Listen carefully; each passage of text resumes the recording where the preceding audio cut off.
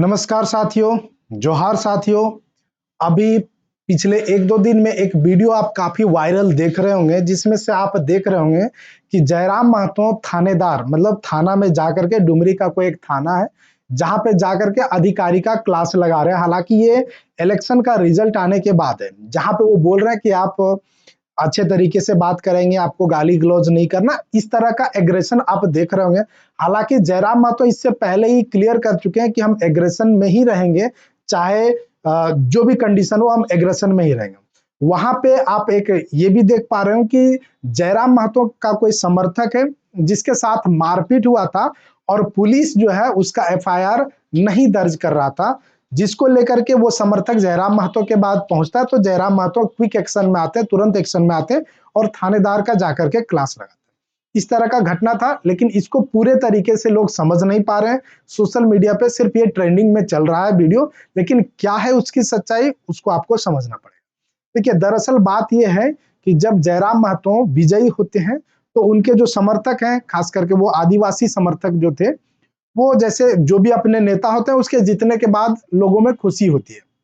तो खुशी होने के बाद बम पड़ाका ऐसा चल रहा है, लोग जश्न मना रहे हैं, जश्न की तैयारी कर रहे हैं, जश्न चल ही रहा था। हालांकि जहां से वो मतलब जयराम महतो जीते हैं और उनके जो विपक्ष में जो हारे जेएमएम के, तो जेएमएम के कार्यकर्ता काफी नाखुश हैं। हालांकि उनको दूसरे की खुशी बर्दाश्त नहीं हो रही, तो इसी समय भिड़ंत हो जाता, आपस में टकराव की स्थिति आ जाती है। बम पटाखा होने से हो सकता है बिचाली में आग लग गया हो, या फिर क्या सच्चाई है वो तो पुलिस वेरिफिकेशन का काम है। लेकिन इसमें से क्या होता है कि जेएमएम के जो समर्थक है उनका कहना है कि हमारा बिचाली जल गया, हमारे घर में बम फेंक दिया। मतलब लोग खुशी खुशी में इस तरह का बम फेंकते हैं, इसका ये बोल करके जयराम महतो के समर्थक के साथ मारपीट होता है। हालांकि मारपीट वो काफी ज्यादा होता है, यहाँ तक कि देखा जाए कि जानलेवा मारपीट होता है, खून खराबा भी हो जाता है, इस तरह का बातचीत होता है। उसके बाद वो जो जयराम महतो के समर्थक है वो जाते हैं थाना। तो ऐसा बोला जाता है कि जो थानेदार हैं उनका ये कहना है कि हम अभी भी जो पूर्व विधायक हैं, मतलब जेएमएम के जो पूर्व विधायक थे वो बेबी देवी, उनके पुत्र राजू महतो को ही विधायक मानते हैं। ऐसा लोगों का कहना है कि वहां के जो थानेदार हैं ऐसा बता रहे थे। तो इसलिए उनका जो है रिपोर्ट लिखने के लिए वो लोग एग्री नहीं है। हालांकि ऐसा भी बताया जा रहा है कि जो थानेदार है वो जेएमएम का समर्थक है, तो रिपोर्ट नहीं लिख रहा है और लोगों को ऐसे ही भगा दे रहा है। तो इसके बाद जब क्विक एक्शन होता है, क्विक एक्शन में जब थाने ये जयराम महतो आते हैं और जब थानेदार का क्लास लगाते हैं, तो आप स्पष्ट वीडियो में देख पा रहे हो कि थानेदार बोल रहे हैं कि नहीं हम ऐसा तो नहीं किए, लेकिन जो घटना था उस घटनाक्रम में जब जयराम महतो जाते हैं तो शायद एफआईआर होता है।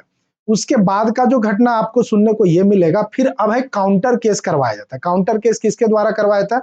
अभी फिलहाल आपको ये चीज समझना है कि जयराम महतो के समर्थक के साथ मारपीट हुआ तो उन्होंने थाना में एफआईआर करवा दिया, और जब एफआईआर लॉस हो जाता उसके बाद जो जिसने मारपीट किया था उसने एक काउंटर केस किया। क्या काउंटर केस किया?